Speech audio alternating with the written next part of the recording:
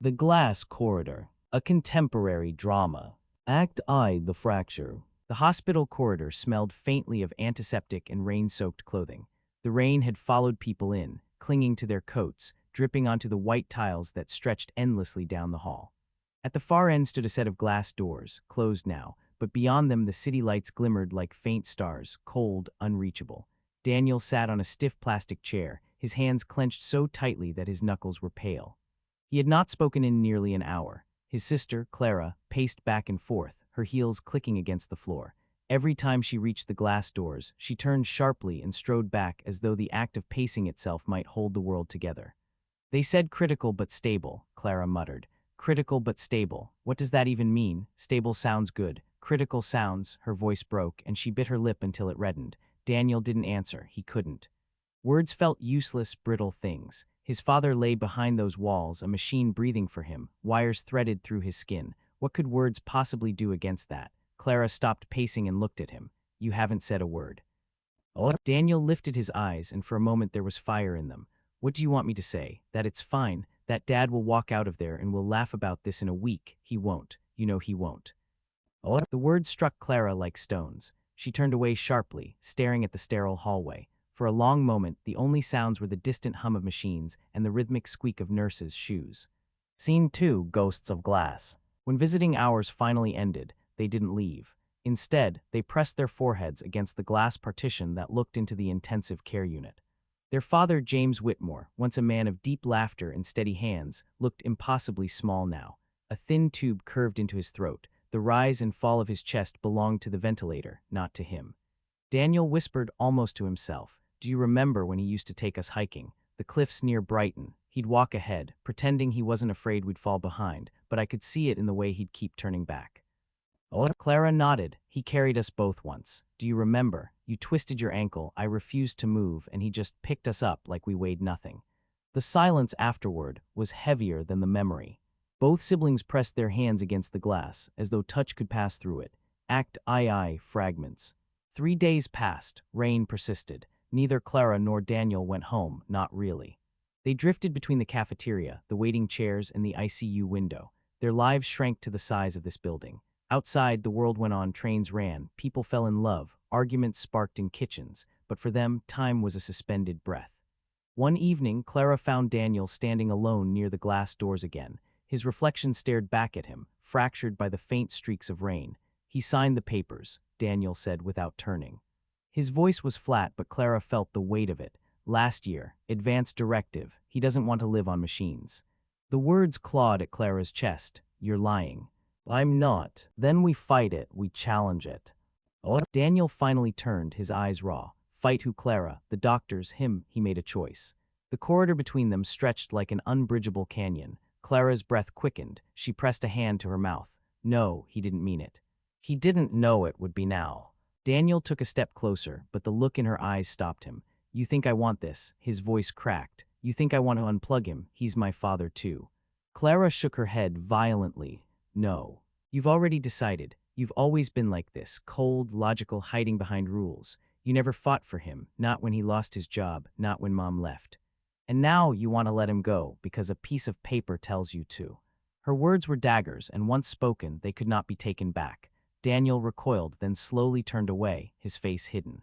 Scene 3, The Visitor. On the 4th night, Clara sat alone when a woman she did not recognize approached. She was middle-aged, with tired eyes and a gentle smile. You're James's daughter, the woman asked. Clara blinked. Yes. Do I know you? The woman shook her head softly. No, but I knew him, a long time ago. We worked together in the city when he was just starting out. He used to talk about you all the time, said you were fearless. Oh. The stranger's presence was disarming, like a ghost stepping into their grief. Clara let out a laugh that trembled. Fearless, I'm terrified of everything right now. He knew you'd be strong, the woman replied, even when you doubted it. Oh. Before Clara could respond, Daniel returned, frowning at the sight of the visitor. She offered him a faint nod before slipping away, leaving only the faint trace of her perfume and a new layer of questions. Act III, breaking points. The decision came faster than either sibling expected. The doctors explained options in measured tones, their voices rehearsed from years of repetition. Clara heard nothing but the pounding of her heart. No, she kept saying. No, no, no. Daniel, pale and trembling, signed the form. The pen fell from his fingers as if it weighed 100 pounds. Clara stared at him with betrayal so sharp it carved itself into her features. "You killed him," she whispered. Daniel's voice broke. "I saved him from what he didn't want." Her sobs echoed through the glass corridor. The machines were silenced the next morning. For the first time in days, the rain outside stopped, as though the world itself paused to listen. Through the window, Daniel and Clara watched the final breath escape their father's body. The silence afterward was unbearable.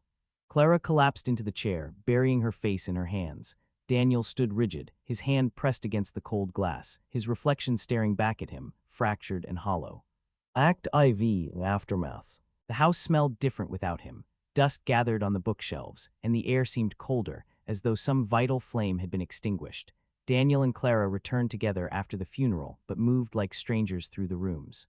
The funeral itself had been muted, sparsely attended. James Whitmore had lived quietly, and so he was remembered quietly. A handful of colleagues, a neighbor or two, and a priest who had never really known him. Clara had spoken, her voice trembling yet defiant. She told stories of hikes, of birthday candles, of a man who once lifted her onto his shoulders to show her the world from higher ground. Daniel had not spoken. He stood rigid beside the coffin, his jaw locked, as though words might shatter him completely. Now in the house, Clara threw her coat onto a chair. It slid to the floor, ignored. She walked into the kitchen, opened a cabinet, slammed it shut.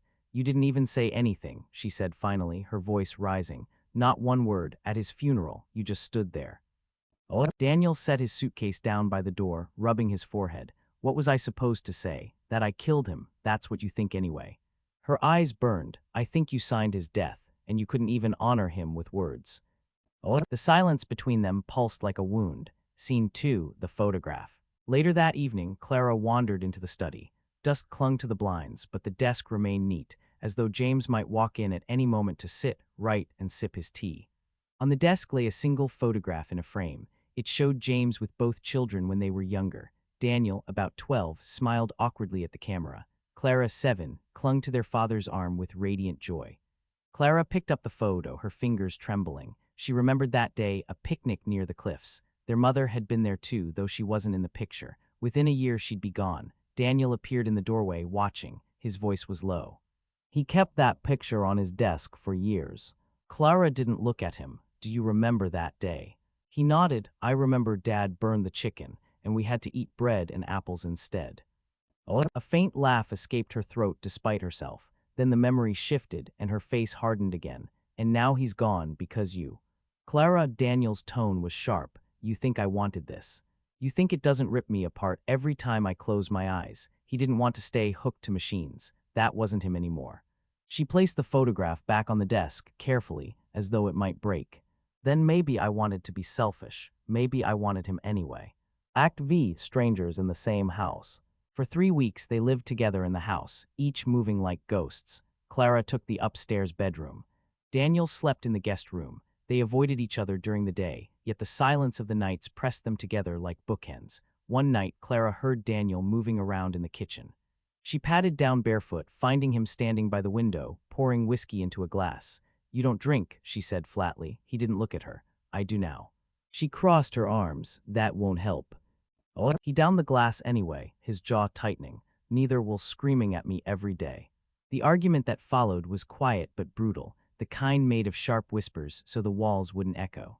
Words like coward, cold, selfish cut deeper than shouted rage. Finally, Clara broke, tears running silently down her face. "I needed him, and you let him go." Daniel's hand trembled as he set the empty glass down. His voice cracked. "I needed him too, but he asked us not to hold on." For the first time, Clara saw not just her brother, the rational, detached one, but a man unraveling, barely holding himself upright. Scene 3, letters. One rainy afternoon, Clara discovered a box in the attic. Inside were old letters, written in their father's careful handwriting. Many were addressed to their mother, long before she left. Others were unsent drafts, perhaps never meant to be seen. Among them, Clara found one sealed envelope with her name on it. Her breath caught. She tore it open with trembling fingers. "Clara," the letter began. "If you are reading this, it means I am gone. I don't know if I will go suddenly or slowly, but I wanted you to know something. You were always the flame in the room. Fierce, stubborn, bright. I worried you would carry the weight of the world, even when it wasn't yours to carry. I hope you learn to let go when you must." Her tears stained the ink. When Daniel came upstairs, she wordlessly handed him another envelope, his name written across it. His hands shook as he opened it. "Daniel, you were my anchor, calm where I was restless, steady where I was weak. I know you doubt yourself, that you think silence makes you cold, but I have always admired your strength. When the time comes, trust that you will know what to do, even if others cannot see it." Daniel's breath hitched. He sat heavily on the floor, the letter clutched to his chest. For the first time in weeks, Clara moved closer.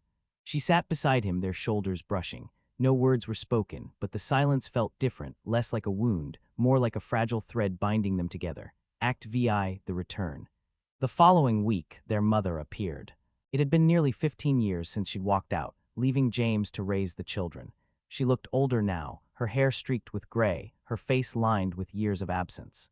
She stood awkwardly at the doorway, a bouquet of lilies in her hand. Clara froze at the sight of her. Daniel stiffened, his jaw clenched. "May I come in?" their mother asked softly. Neither answered, but she stepped inside anyway. The lilies trembled in her grip. "I heard about your father. I wanted to," her voice faltered. "I wanted to pay my respects." Clara's anger flared like a struck match. "Now, after all these years. You couldn't be bothered when he was alive, but you show up now with flowers." Their mother's eyes glistened. "I made mistakes, I was weak, but I loved him, and I love you." Daniel spoke at last, his voice cold. "Love isn't leaving." "Oh." She flinched. "I can't undo it, but I can be here now."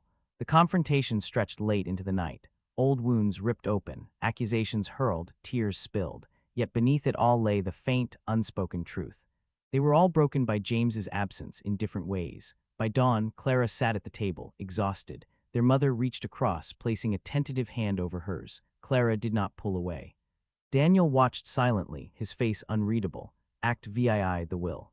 The lawyer's office smelled faintly of paper and polish. Daniel and Clara sat side by side, tense in their black clothes, while their mother lingered at the edge of the room like an intruder. The lawyer, an older man with spectacles perched low on his nose, cleared his throat and unfolded a set of documents. "Your father left a will. It is straightforward, but it contains provisions." Daniel straightened. Clara gripped the arms of her chair. "The estate, modest as it is to be divided equally between the two of you. However, there is a stipulation. The family house cannot be sold for at least a year. Your father wrote that he hoped you would live in it together, to understand each other." Clara's mouth fell open. "Live together, after everything." Daniel rubbed his temples. "He knew we'd fight." The lawyer adjusted his glasses. "He knew you'd knight each other." Silence hung in the office. Finally, Clara whispered, "He's still controlling us, even from the grave." Yet her voice carried a thread of reluctant wonder, as if James had orchestrated one last lesson. Scene 2, Shared Walls. And so they stayed. The house became both a refuge and a battlefield. Mornings smelled of burnt toast, evenings echoed with slammed doors, yet there were moments, rare, fleeting, when grief softened their edges. Daniel began sorting through James's old papers, cataloging everything with methodical care. Clara painted the peeling shutters, repaired the garden, tried to bring life back into spaces that felt empty. Sometimes they spoke in fragments. "Do you remember when he fixed the fence after the storm?" Clara would say, wiping sweat from her brow. Daniel would nod, quiet, adding, "He made me hold the nails. My hands shook the whole time." Oh. And for a heartbeat, the air would feel lighter. But at night, when the house creaked and shadows lengthened, the old wounds resurfaced. Clara still blamed Daniel for signing the papers. Daniel still blamed himself for being the one strong enough to do it. Act VII, Breaking Open. One night in late autumn, the argument exploded. It began with something small, a misplaced tool, a door left unlocked, but years of resentment erupted like fire. "You think you're the strong one," Clara shouted, her voice shaking the rafters. "You think you know best because you hide behind Dad's words, but you never felt, you never fought, you just let him die." Oh. Daniel slammed his fist against the table, the sound cracking through the room. "And what would you have done, Clara? Kept him alive in a bed, hooked up to machines until his body rotted around him. That's not life. That's cruelty." Oh. Tears streamed down her face. "At least I would have had him. At least I wouldn't feel this empty." His own eyes burned. "You think I don't feel it? Every night I hear the machines shutting down. Every night I wonder if I betrayed him. Don't you dare tell me I don't feel." The house went silent, holding its breath. Clara sank to the floor, sobbing into her hands. Daniel stood above her, trembling, then slowly knelt beside her. For the first time, he let himself cry too. Scene 3, The Piano. Days later, Clara uncovered the old piano in the parlor, hidden under sheets. Their father had once played it badly, but with joy. She brushed off the dust and pressed a key. The sound was cracked but alive. Daniel entered quietly, leaning against the doorway. "You found it." She nodded. He used to sing Remember, off-key, but he'd sing anyway. Daniel smiled faintly, the first real smile in months. Mom used to cover her ears. Clara's fingers stumbled across the keys, unsure, but she began to play a halting melody. Daniel sat beside her, his presence steady. Together they filled the empty house with music, fragile yet beautiful, as though James's voice lingered between the notes. Act IX, the storm. Winter arrived with a storm. The wind howled through the trees, rain lashed against the windows. The power flickered, then went out, plunging the house into darkness. They lit candles, sitting in the glow. Clara shivered beneath a blanket. Daniel checked the windows, then joined her. "I used to hate storms," Clara whispered. "I thought they meant the house would break apart." Daniel's voice was soft. "Dad always said storms pass, that no matter how loud, no matter how fierce, they pass." She leaned against him, exhaustion overtaking her. For once they didn't argue. For once silence was comfort, not a wound. Scene 4, Letters Revisited. When the storm cleared, Daniel returned to the attic. He brought down more letters. Among them was one addressed to both. Together they opened it at the kitchen table. "My children. If you are reading this, it means I am gone and I cannot tell you myself. I know you will fight. You are too different not to. But I also know this. Your differences are your strength. Clara, your fire. Daniel, your steadiness. I feared what would happen when I left, but I hoped that in my absence you would find each other again. Love. Dad." Clara's tears blurred the words. Daniel's hand, trembling, reached across the table. For the first time, Clara took it. Act X, the glass corridor revisited. Spring arrived. Clara and Daniel returned to the hospital one last time, not out of necessity but memory. They walked down the glass corridor, its walls gleaming in the morning sun. The glass no longer felt cold. It reflected their faces side by side. They stopped where they once had watched James through the partition. The space was empty now, filled with new patients, new stories. Clara whispered, "I hated this place." Daniel nodded, "Me too." But they stood together, not apart. Epilogue, What Remains. The year passed, as the will demanded. By summer's end, the siblings faced a choice: sell the house or keep it. They sat on the porch, the garden blooming around them. Clara traced the rim of her coffee mug. "What do you want to do?" Daniel looked at the house, the memories it held, the ghosts it carried. Then he looked at her. "We could keep it, not forever, but long enough to make it ours again." Clara smiled faintly, weary but sincere. "Together, then." And for the first time since their father's death, the word together did not feel impossible. The glass corridor remained in their memory, cold, unyielding, the place where they fractured, but also the place where they began to heal. And the second story. Ashes of the Harbor, a modern drama in 3 acts. Act I, the harbor. The harbor smelled of salt and rust. Ships creaked against their moorings, ropes groaned, gulls screamed overhead. At the edge of the pier stood Evelyn, her coat pulled tightly around her, her eyes fixed on the dark water. She hadn't returned to this place in 12 years. Behind her, footsteps approached. She didn't turn. "Thought you'd never come back," a man's voice said. Evelyn exhaled slowly. "Neither did I." She turned then, facing Marcus, her brother. Time had weathered him like driftwood. His hair, once black, had streaks of gray. His jaw was rough with stubble, but his eyes, sharp, restless, were unchanged. "You picked a hell of a time," Marcus said. "The town's barely holding together. The boats are rotting. The factories shut down. And you," his voice faltered, "you left." Evelyn's chest tightened. "I had to." Marcus barked a bitter laugh. "You chose to." Scene 2, The Past Returns. They walked the length of the pier in brittle silence. The wind stung their faces. The town spread behind them, rows of shuttered shops, houses with peeling paint, a church steeple leaning slightly as if tired of holding itself up. 12 years ago, this town had been full of life. 12 years ago, their father was alive. Evelyn finally spoke. "They told me he died out at sea." Marcus's jaw tightened. "That's what they said." "You don't believe it." His eyes darkened. "I believe he went out there and didn't come back.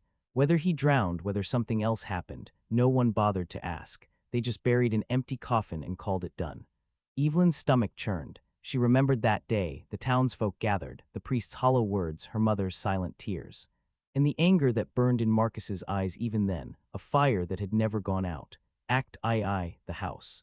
The Whitmore house sat on a hill above the harbor, its windows staring blankly at the sea. The paint peeled, the porch sagged. Evelyn stepped inside, her shoes crunching on broken glass. Dust hung in the air like fog. Their mother's old rocking chair still stood by the window, unmoved since Evelyn's last memory of it. She touched the armrest with trembling fingers. "You shouldn't have come back," Marcus said from behind her. "Then why call me?" He hesitated. "Because I can't do this alone. The house, the debts, it's all falling apart. And people talk, Evelyn, they say things." She turned sharply. "What things?" "That Dad didn't drown, that he made enemies." Her heart lurched. What enemies? Marcus's face hardened. The factory, the unions, men who didn't want him speaking out. "You think the sea just swallowed him up by accident?" Oh. Evelyn shook her head, but doubt clawed at her. Scene 3, Old Wounds. That night they sat at the kitchen table, a single lamp burning. The silence between them was thick with years of unspoken blame.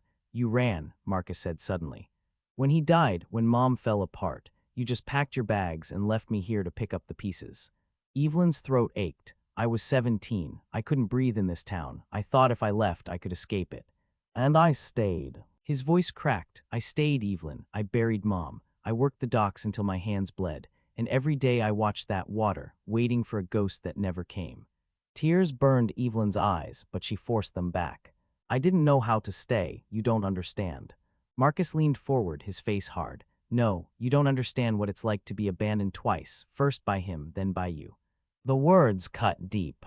Evelyn bowed her head, unable to meet his eyes. Act I, the stranger. The next morning, a knock sounded at the door. Marcus opened it to reveal a man neither of them recognized, broad-shouldered, scarred across the jaw, eyes sharp with secrets. "You're James's kids," the man said, Marcus's fists clenched. "Who's asking?" The stranger's gaze flicked between them. "Name S. Callahan. I worked with your father before he disappeared." Evelyn's breath caught. "You know what happened." Oh. Callahan's eyes narrowed. "I know he didn't drown, and I know people don't want you asking questions." The room seemed to shrink. Marcus stepped forward, fists balled. "Tell me." But Callahan only shook his head. "Not here, too many ears. Meet me tonight at the old lighthouse." Then he was gone, leaving the siblings staring at each other, the air between them electric with fear, hope, and rage. Evelyn whispered, "What if he's telling the truth?" Oh. Marcus's eyes gleamed with something dangerous. "Then someone's going to pay." Act IV, the lighthouse. The lighthouse had been abandoned for decades. Its glass was shattered, its staircase rusted, and the waves hammered against the rocks below with relentless fury. Evelyn and Marcus approached it at dusk, the sky bruised with purple clouds. Callahan was already there, leaning against the stone wall, a cigarette glowing faintly between his fingers. "You came," he said, flicking ash into the wind. Marcus's voice was sharp. "Talk." Callahan's eyes swept over them, measuring. "Your father was no ordinary fisherman. He was involved, with the union, with people who wanted to change things. He fought against the factory's corruption, the smuggling that passed through this harbor." Evelyn frowned. "Smuggling?" Callahan nodded. "Weapons, drugs, things you don't mention in daylight. Your father wanted to expose it. He thought he could rally the workers. But he made enemies, powerful ones." The wind howled through the broken windows. Evelyn wrapped her coat tighter. "So they killed him." Callahan exhaled smoke, his jaw tense. "He went missing the night he planned to speak. Some say he was pushed overboard. Some say he was taken." Marcus's hands shook. "And you waited 12 years to say this." "I waited until the right people were gone," Callahan said flatly. "But not all of them are gone." He crushed the cigarette under his boot. "If you start digging, you'll find the rot still here." Evelyn and Marcus exchanged a look. For the first time, their anger wasn't aimed at each other. It burned outward. Sign 2, the warning.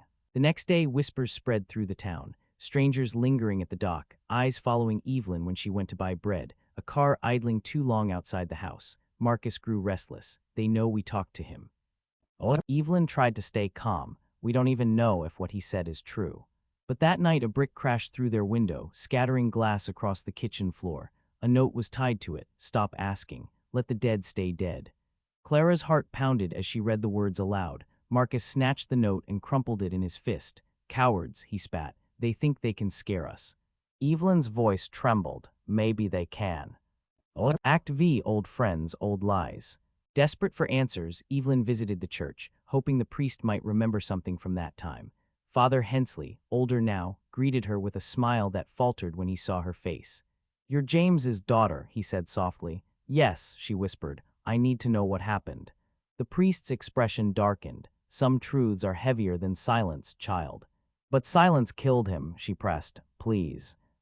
He sighed, lowering himself onto a pew. "Your father came to me the week he vanished. He confessed fear, not for himself, but for you and your brother. He believed the men at the factory were watching him. He said if anything happened, we must look to the harbor, to the ships that left at night without lights." Evelyn's blood ran cold. That night she told Marcus, his eyes lit with fury. "Then we find those ships, we expose them." But Evelyn hesitated. "And if they come after us?" He met her gaze, unflinching. "Then we finish what Dad started." Scene 3, Fractures. The weight of their search pressed down on both of them. Arguments flared easily. "You always want to run," Marcus accused one night. "That's why you left, that's why you're scared now." "And you always want to fight," Evelyn shot back. "Even when it destroys you. Look at your hands, broken from work, from brawls. You think Dad would want you burning yourself to ashes for revenge." Marcus slammed his fist against the wall. He'd want justice. Evelyn's voice cracked, or maybe he just wanted peace. The silence afterward was unbearable. Marcus stormed out into the night, leaving Evelyn alone with the echo of her words. Act VI, the harbor at night. Unable to sleep, Evelyn wandered down to the pier. The moon glistened on the water. A faint hum drifted across the harbor.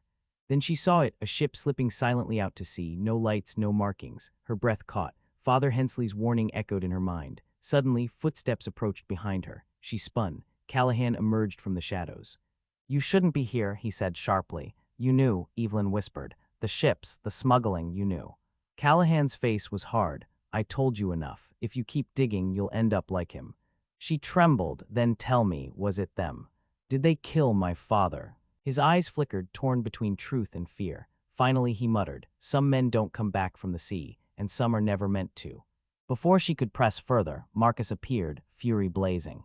He shoved Callahan against the wall. "Tell us everything or I swear."